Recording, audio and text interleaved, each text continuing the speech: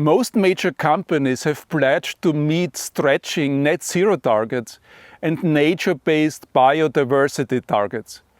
But many of these companies have no hope of achieving their targets, especially those relating to carbon emissions, if they don't collaborate with their suppliers. Hello everyone, and welcome back to Procurement in the Park. I'm Christian Schuh, and today I want to look at some of the innovative ways that companies are collaborating with their suppliers to achieve their sustainability goals and contribute to the circular economy. As subscribers to Procurement in the Park know, I think sustainability is one of 6 mission-critical sources of competitive advantage that companies can tap with the help of their suppliers. Along with cost savings, quality, innovation, speed and resilience. With the world facing environmental catastrophe, from rising global temperatures and a devastating loss of biodiversity, companies are under pressure from regulators, customers and other stakeholders to cut carbon emissions, reduce waste and generally become more sustainable. For instance, so-called Scope 3 emissions, those that are produced by the company's suppliers and as such beyond its direct control, are often much larger than those Scope 1 and Scope 2 emissions that they can control. Happily, there are many companies that have built or are building fruitful relationships with their suppliers in a way that will help them become regenerative companies. One is Walmart, the world's biggest supermarket chain. It is looking to replace the make, take, waste approach of the linear economy with the reuse, recycle, reduce approach of the circular economy.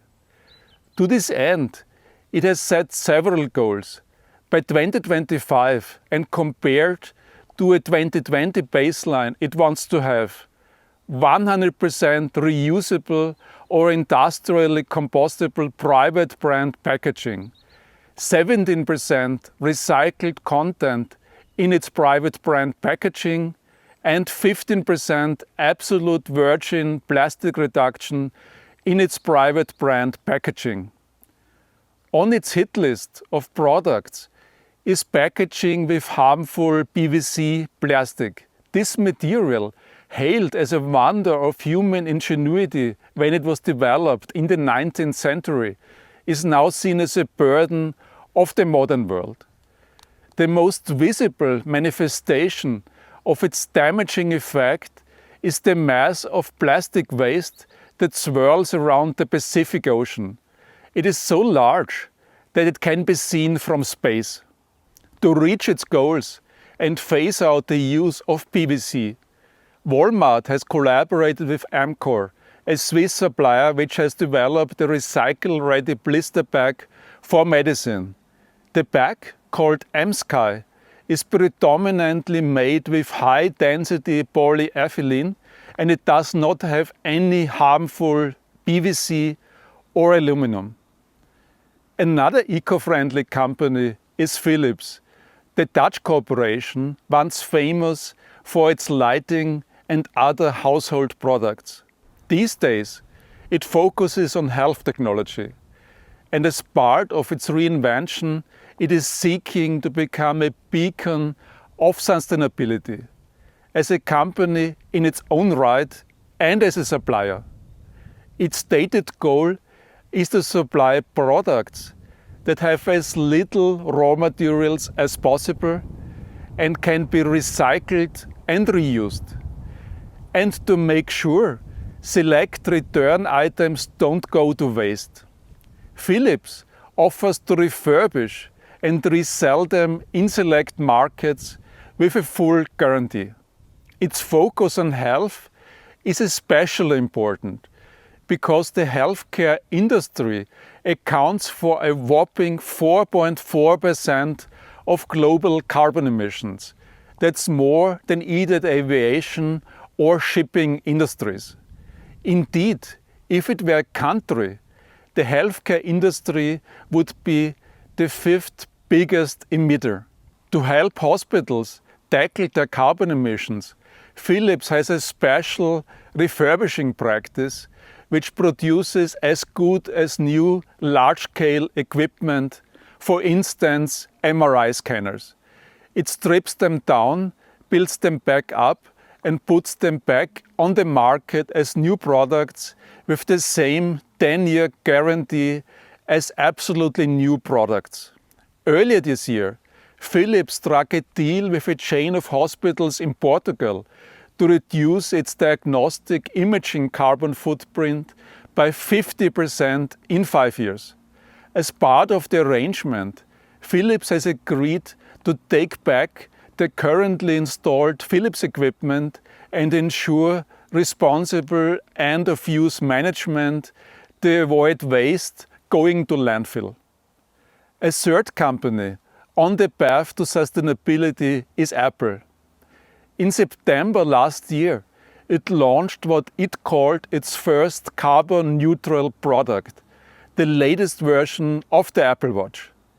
This reduces carbon emissions by at least 75% by relying on 100% clean electricity in the manufacturing process, 30% recycled or renewable material by weight, 50% of shipping without the use of air transport.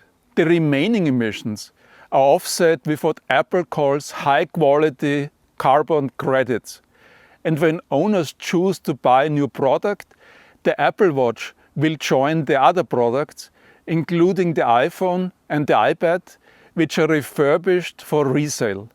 Indeed, in 2022, Apple captured a massive 49% of the global refurbished smartphone market. Walmart, Philips and Apple, these and many other companies are contributing to a fast expanding circular economy. According to a report by the German government, the circular economy is projected to be worth 263 billion euros by 2030, a 78% increase on its value in 2020. And this takes me to the final point today. Targets and the pressure from consumers worried about the future of the planet are important drivers of corporate action in the world of sustainability. But it is also important to note that the measures business leaders take to hit their targets will at the same time help them create a better performing and more resilient company. Kevin Brown, Dell's chief supply chain officer, once said, "Sustainability is not only about doing the right thing, it's a better way of doing business." I agree. In my latest book, Profit from the Source, which is published by Harvard Business Review Press, I point to research showing that companies that do good can do well too. They can expect to enjoy increased sales, increased profitability. We have seen premiums in the 2% to 5% range, decreased capital costs. We have seen rate reductions of 0.2% to 0.4%, greater investor interest. 1/3 of all assets under management are now invested sustainably, and greater interest from the next generation of employees. We have noticed that 40% of millennials, those people born between 1981 and 1996, take sustainability factors into account when choosing a job. In other words, those companies working with suppliers to be reborn as regenerative companies can expect to run rings around their rival in the circular economy. Thank you for watching. I'm Christian Schuh, And this has been Procurement in the Park.